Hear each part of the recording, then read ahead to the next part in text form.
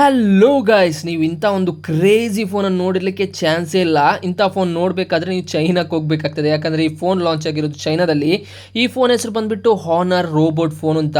Phone ಹೆಸರಲ್ಲಿ robot ಅಂತ ಹೆಸರು ಇರೋದ್ರಿಂದ ಇದರಲ್ಲಿ ಏನಪ್ಪ ಅಂತ ರೋಬೋಟಿಕ್ ಫೀಚರ್ಸ್ ಇದೆ ಅಂತ ನೋಡೋದಾದರೆ ಇದರದ್ದು ಮೇಯ್ನ್ ಫೀಚರ್ಸ್ 200 ಮೆಗಾ ಪಿಕ್ಸೆಲ್ನ ಮೇಯ್ನ್ ಸೆನ್ಸರ್. ಬರೀ ಸೆನ್ಸರಲ್ಲಿ ಅಂದರೆ ಮೆಗಾ ಪಿಕ್ಸೆಲಲ್ಲಿ ಇದು ಕ್ರೇಜಿ ಆಗಿರೋದಲ್ಲ, ಇದು ಗಿಂಬಲ್ಡ್ ಫೋನ್ ಆಗಿರುತ್ತೆ. ಅಂದರೆ ಗಿಂಬಲ್ ಥರ ಇದು ವರ್ಕ್ ಆಗುತ್ತೆ. ಇದು full on physical gimbal features ಅನ್ನು ಕೊಟ್ಟಿದ್ದಾರೆ.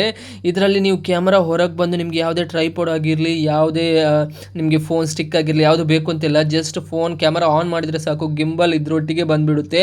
ಸೊ ಇದರದ್ದು ಮೇಯ್ನ್ ಸೆಲ್ಲಿಂಗ್ ಪಾಯಿಂಟ್ ಇದೆ. ಇಲ್ಲಿ ತನಕ ಯಾವುದೇ ಫೋನಲ್ಲಿ ಇಂಥ ಫೀಚರ್ಸ್ ಬಂದೇ ಇಲ್ಲ.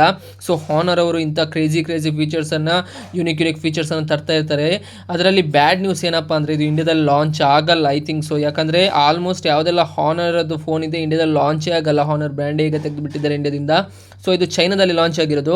ಇದರ ನಂತರ ಇದರಲ್ಲಿ ಏನೆಲ್ಲ ಫೀಚರ್ಸ್ ಬರ್ತದೆ ಅಂತ ನೋಡೋದಾದರೆ ಇದರಲ್ಲಿ ಪ್ರೊಸೆಸರಲ್ಲಿ ಅದು ಪವರ್ಫುಲ್, ತುಂಬಾ ಪವರ್ಫುಲ್. ಸ್ನ್ಯಾಪ್ಡ್ರ್ಯಾಗನ್ 8 Elite Gen 5 ಅದು ಪವರ್ಫುಲ್ ಪ್ರೊಸೆಸರ್. ನಿಮಗೆ ಮಲ್ಟಿ ಟಾಸ್ಕಿಂಗ್ ಆಗಿರಲಿ, ಗೇಮಿಂಗ್ ಆಗಿರಲಿ ಬಟರಿ ಸ್ಮೂತ್ ಆಗಿರುತ್ತೆ. ಈಗ ಮಾರ್ಕೆಟಲ್ಲಿರುವ ಅತ್ಯಂತ ಸ್ಟ್ರಾಂಗೆಸ್ಟ್ ಪ್ರೊಸೆಸರ್ ಅಂದರೆ ಇದೆ, ಸ್ನ್ಯಾಪ್ಡ್ರ್ಯಾಗನ್ 8 Elite Gen 5. ಅದನ್ನು ಇದರಲ್ಲಿ ಕೊಟ್ಟಿದ್ದಾರೆ. ಅದರೊಟ್ಟಿಗೆ ಸ್ಟೋರೇಜ್ ಮತ್ತು ರ್ಯಾಮ್ ಬಗ್ಗೆ ಹೇಳೋದಾದರೆ up to 16 GB RAM, 1 TB ಅಷ್ಟು ಅಂದರೆ 1 TB ಸ್ಟೋರೇಜ್ ಅಷ್ಟು ಇದರಲ್ಲಿ ನಿಮಗೆ ಸಿಗುತ್ತೆ. ಸೊ ಸ್ಟೋರೇಜ್ ಆಗಿರಲಿ, ರ್ಯಾಮ್ಗಾಗಿರಲಿ ಏನು ಪ್ರಾಬ್ಲಮ್ ಇಲ್ಲ.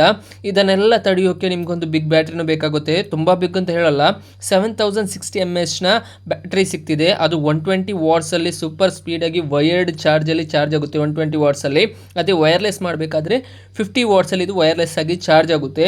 ಸೊ ಇದರ ಪ್ರೈಸಿಂಗ್ ನೋಡೋಕ್ಕಿಂತ ಮುಂಚೆ ಇದರ ಡಿಸ್ಪ್ಲೇ ಬಗ್ಗೆ ಹೇಳ್ಬಿಡ್ತೇನೆ. ಯಾವುದೇ ಫೋನಲ್ಲಿ ಫಸ್ಟ್ ನಮ್ಗೆ ಇಂಪ್ರೆಷನ್ ಸಿಗೋದು ಡಿಸ್ಪ್ಲೇ ಅದ್ದು.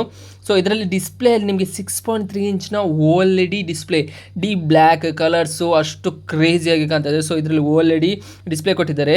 ಇಲ್ಲಿ ನಿಮಗೆ ರಿಫ್ರೆಶ್ ರೇಟ್ ಮಾತ್ರ 120 ಹರ್ಟ್ಸ್ ಕೊಟ್ಟಿದ್ದಾರೆ. 144 ಹರ್ಟ್ಸ್ ಇಲ್ಲಾಂದರೆ 185 ಹರ್ಟ್ಸ್ ಕೊಡ್ಬೋದಿತ್ತು, ಬಟ್ 120 ಹರ್ಟ್ಸಲ್ಲಿ ಕೊಟ್ಟಿದ್ದಾರೆ, ಏನು ಕಮ್ಮಿ ಅಲ್ಲ ಅದು ಸಹ.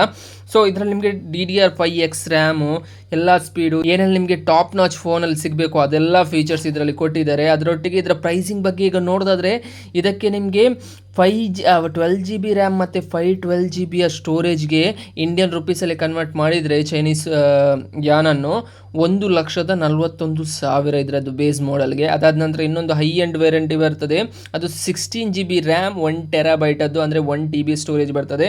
ಅದಕ್ಕೆ 1,83,000 ರೂಪಾಯಿ ಅಂತ ಹೇಳಿದ್ದಾರೆ, ಅದು ಇಂಡಿಯನ್ ರುಪೀಸಲ್ಲಿ ಕನ್ವರ್ಟ್ ಮಾಡಿದರೆ.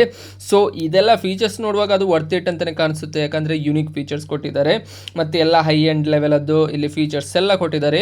ಸೊ ಇದರಲ್ಲಿ ಫ್ರಂಟ್ ನಾನು ಈಗ ಸೆಲ್ಫಿ ಅದು ಹೇಳಿಲ್ಲ, ಸೆಲ್ಫಿಯಲ್ಲಿ ನಿಮಗೆ 50 ಮೆಗಾ ಪಿಕ್ಸೆಲ್ ತನಕ ಇದರಲ್ಲಿ ಶೂಟ್ ಮಾಡ್ಬೋದು. ರಿಯರಲ್ಲಿ 120 ಹರ್ಟ್ಸ್ 4K ಅಲ್ಲಿ ನೀವು FPS ಅಲ್ಲಿ ಶೂಟ್ ಮಾಡ್ಬೋದು. ಸೊ ಕ್ರೇಜಿ ಫೋನ್ ಆಗಿದೆ. ನಿಮ್ದು ಏನೆಲ್ಲ ಇದರ ಬಗ್ಗೆ ಹೇಳಲಿಕ್ಕಿದೆ ಕಮೆಂಟ್ ಮಾಡಿ.